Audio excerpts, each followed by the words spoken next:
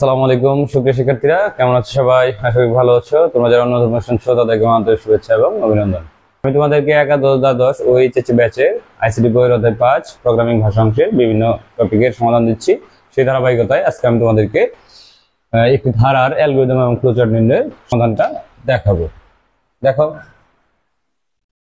Solution. আমি algorithm এবং flowchart নির্ণয় করার জন্য তোমাদের আগেই বলেছি, এর আগে যতগুলো অ্যালগরিদম এবং ফ্লোচার্ট করিয়েছি বলছিলাম যে আগে ফ্লোচার্টটা করব তারপর অ্যালগরিদমটা করব, আমাদের এই জন্য এক্ষেত্রে সুবিধা হবে। তাহলে দেখো আমরা ফ্লোচার্টটা আগে করে ফেলি।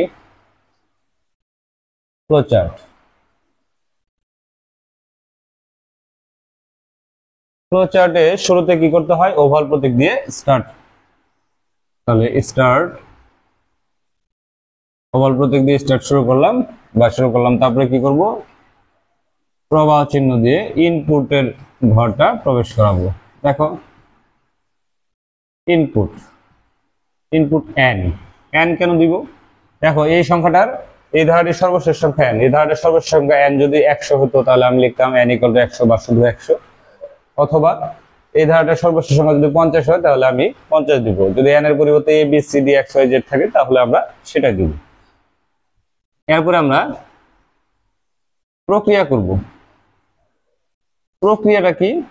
ধরে নিব সাম s সমান 0 এবং প্রথম পদ i সমান 1।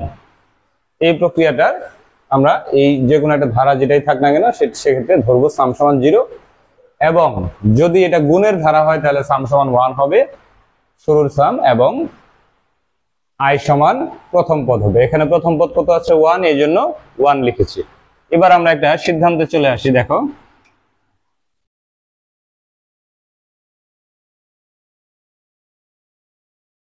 ইফ যদি i is less than or equal n হয়, i এর মান যদি n এর চেয়ে ছোট হয়, তাহলে আমরা লিখলাম এইটা সত্য, ইয়েস। তাহলে আমাদের প্রক্রিয়া করতে হবে। কি প্রক্রিয়া করতে হবে? এই প্রক্রিয়াটা চাইলে তুমি 2 ঘরে লিখতে পারো, চাইলে একটা ঘরের মধ্যেও লিখতে পারো। আমরা এক ঘরের মধ্যেই লিখবো। দেখো তাহলে এটা যদি i এর মান n এর চেয়ে ছোট হয় তাহলে কি করব? s সাম s সমান s প্লাস i, এই একটা সূত্র ব্যবহার করব, এবং i হচ্ছে i সমান i প্লাস 1। কেন 1 লিখবো? এখানেও তো 1 লিখলাম, এখানে আবার i প্লাস 1 লিখলাম। এখানে i প্লাস 1টা হচ্ছে তোমার পার্থক্য। দুইটা পদের পার্থক্য কত? 2 থেকে 1 বাদ দিলে কত হবে? 1। এই কাজটা করতে হবে যতক্ষণ না পর্যন্ত i এর মান n এর চেয়ে বড় না হয় বা ছোট, এই শর্তটা শেষ না হওয়া পর্যন্ত। যদি নো হয়, অর্থাৎ i এর মান n এর চেয়ে ছোট না হয়, অর্থাৎ ঘুরে ঘুরে কাজ শেষ করে একদম i এর মান n এর মান যদি আমি 100 বসাই তাহলে i এর মান 100 বা তার চেয়ে বড় যখন হবে, অর্থাৎ i এর মান n এর চেয়ে যখন ছোট না হবে, তখন আমাদের আর কোনো কাজ থাকবে না, তখন এটাকে আমরা প্রিন্ট করে দিব। প্রিন্ট s, অর্থাৎ যোগফলকে প্রিন্ট করে দেব। প্রিন্ট করা শেষ হলে আমাদের কাজ কি? আমাদের এই প্রোগ্রামটা শেষ হয়ে যাবে। এন্ড। এখানে একটা বিষয় খেয়াল রাখবা, যখন ইয়েসটা তুমি এই পাশেও লিখতে পারো, লিখে এখানে সংযোগ প্রতীক দিয়ে ঘুরে ঘুরে লিখতে পারো। আমরা আমাদের সুবিধার্থে এইভাবে লিখেছি। এবার এখান থেকে আমরা অ্যালগরিদমটা করব। দেখো অ্যালগরিদম ধাপ 1, ইংরেজিতে চাইলে লিখতে পারো তুমি। প্রোগ্রাম শুরু করি। ধাপ 2,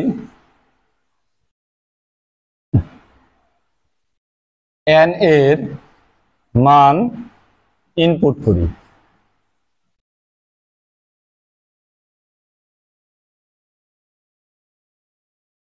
ধাপ 3, s = 0, i = 1 নেই। ধাপ 4, ধাপ 4-এ কি আছে? শর্তটা আছে। If I is less than or equal n, এই শর্তটা আমরা লিখলাম। শর্তটা কি হবে দেখো তো। এখন এই শর্তটা যদি সঠিক হয়, ইয়েস হয়, তাহলে আমরা পরের ধাপে চলে যাব, আর যদি নো হয় তাহলে এই পাশে চলে আসবো। তাহলে ধাপ 5,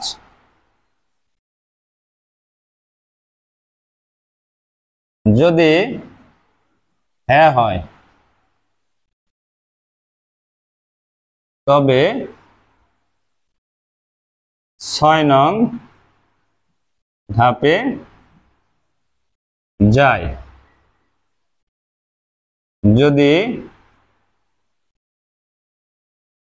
অন্যথায় 7 নং ধাপে যায়। এখানে 6 নং ধাপ, 7 নং ধাপ এগুলো কিভাবে লিখবো আমি তোমাদের আগে যে ভিডিওগুলো দিয়েছিলাম সেভাবে সেখানে দেখিয়েছিলাম যে আসলে কিভাবে কোনটার পরে কি হবে সেটা। আচ্ছা, ধাপ 6 নং ধাপে কি হবে, s equal to s plus i এবং i equal to i plus 1 নির্ণয় করি। আচ্ছা, তাহলে এটা কতক্ষণ পর্যন্ত নির্ণয় করতে থাকবো, যতক্ষণ পর্যন্ত এটা ইয়েস নো না হবে। ঠিক আছে, তাহলে ধাপ 7 চলে যাই। ধাপ 7 কি আছে দেখো, প্রিন্ট এস, ফলাফল প্রিন্ট করি। ধাপ 7 কোনটা, যদি নো হয়ে যায় ফলাফল প্রিন্ট করি, অথবা যোগফল এস প্রিন্ট করি।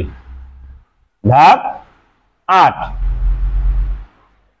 প্রোগ্রাম শেষ করি।